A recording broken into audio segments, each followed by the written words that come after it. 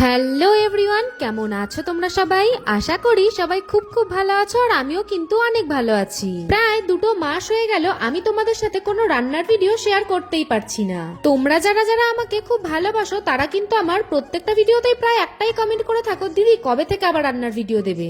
এখন থেকে কিন্তু আমি আবারও তোমাদের সাথে রোজকার দিনের মতন রান্নার ভিডিও শেয়ার করব। তোমরা তো জানোই কিছুদিন আগেই আমি বাড়ি গিয়েছিলাম, আর বাড়ির থেকে ফেরার সময় আমি কিন্তু আমার মা আর দিদিভাইকে সাথে করে নিয়ে এসেছি। বরমশাই কিন্তু দিদিভাইয়ের কাছে আবদার করেছে আজকেও খাসির মাংস খাবে, সেই মতন কিন্তু আমি আর দিদিভাই মিলে আজকে বাজারে চলে গেলাম মাটন নিয়ে আসার জন্য। আর বাড়িতে এসেই কিন্তু এদিকে দুজন মিলে রান্না বান্নার কাজ শুরু করে দিয়েছি। একা হাতে কিন্তু রান্না বান্না করা ভীষণ ঝামেলা, আর সাথে যদি কেউ কেটে গুছিয়ে দেয় তাহলে কিন্তু রান্নাটা খুব তাড়াতাড়ি হয়ে যায়। আজকে কিন্তু দিদিভাইকে আমি সমস্ত কিছু কেটে গুছিয়ে দিয়েছি, আর দিদিভাই কিন্তু আজকে মাটনটা রান্না করবে। কড়াই গরম করে অনেকটা পরিমাণে তেল দিয়ে দিয়েছে, আর তেলটা একটু গরম হয়ে আসলেই দিদিভাই কিন্তু এখানে মাংসের আলুগুলোকে ভেজে নিচ্ছে। চিকেন হোক বা মাটন, আলু কিন্তু আমার সব সময় পছন্দের। আচ্ছা, তোমরা কারা কারা আমার মতন মাংসে আলু খেতে ভালোবাসো আমাকে কিন্তু অবশ্যই কমেন্ট করে জানিও। পরিমাণ মতন লবণ আর হলুদ দিয়ে আলুগুলোকে কিন্তু বেশ লাল লাল করে দিকে ভাজা হয়ে গেছে। এখন ওই কড়াইতেই আরো বেশ কিছুটা পরিমাণে তেল দিয়ে দিয়েছে, আর তেলটা একটু গরম হয়ে আসলে দিদিভাই এদিকে ফোড়নে দিয়ে দিচ্ছে জিরে, তেজপাতা, শুকনো লঙ্কা, দারচিনি, এলাচ, লবঙ্গ।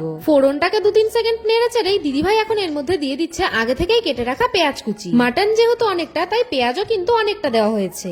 এখন কিন্তু গ্যাসের ফ্লেমটাকে লো টু মিডিয়াম ফ্লেমে রেখে পেঁয়াজগুলোকে বেশ লাল লাল করে ভেজে নেওয়া হবে। পেঁয়াজটা একটু ভাজা হতে না হতেই দিদিভাই এদিকে 4টে গোটা রসুন ধুয়ে দিয়ে দিল। মাংসের গোটা রসুন খেতে আমি আমার বরমশাই আর দিদিভাই কিন্তু খুবই পছন্দ করি। পেঁয়াজ ভাজার মধ্যে দিদিভাই দিয়ে দিল বেশ কিছুটা পরিমাণে লবণ আর কয়েকটা দানা চিনি। পেঁয়াজ ভাজি করার সময় দিদিভাই কিন্তু একটু হলুদ অ্যাড করেনি। যাই হোক, পেঁয়াজটা একটু সেদ্ধ হয়ে আসলে দিদিভাই এই পেঁয়াজের মধ্যে দিয়ে দিল আগে থেকে করে রাখা মশলা। মশলার মধ্যে ছিল আদা, রসুন, শুকনো লঙ্কার পেস্ট আর টমেটো। ব্যাস, এখন কিন্তু এই সমস্ত মশলাটাকে বেশ ভালো করে কষিয়ে নেওয়ার পালা। মাটন বা চিকেন যাই রান্না করো না কেন, মশলাটা যদি একটু বেশি ভালো করে কষানো হয় তাহলে কিন্তু সেই তরকারির টেস্ট আরো বেড়ে যায়। গ্যাসের ফ্লেমটাকে লো রেখে মশলাটাকে কিন্তু আমি বেশ ভালো করে কষিয়ে নিলাম, আর এদিকে দিদিভাই মাটনের মধ্যে পরিমাণ মতন লবণ, হলুদ আর সরষের তেল মাখিয়ে রেখে দিয়েছিল বেশ কিছুক্ষণ। দেখো, মশলাটা কিন্তু বেশ ভালো করে কষানো হয়ে গেছে। এখন দিদিভাই এর মধ্যে দিয়ে দিল আগে থেকেই ম্যারিনেট করে রাখা মাটনগুলো। সমস্ত কিছু আবারও বেশ ভালো করে নেড়ে চেড়ে দিদিভাই কিন্তু ঢাকা দিয়ে রেখেছিল। আজকের মাটনটা যেহেতু কড়াইতেই করা হবে, তাই জন্য কিন্তু বেশ কিছুক্ষণ ধরে ঢাকা দিয়ে দিয়ে কষানো হচ্ছিল। আর মাটন সেদ্ধ হতে তো ভালোই সময় লেগে যায়। দেখো, মাংসটা একটু সেদ্ধ হয়ে আসলেই আগে থেকেই ভেজে রাখা আলুগুলোকে দিদিভাই এতে অ্যাড করে দিল।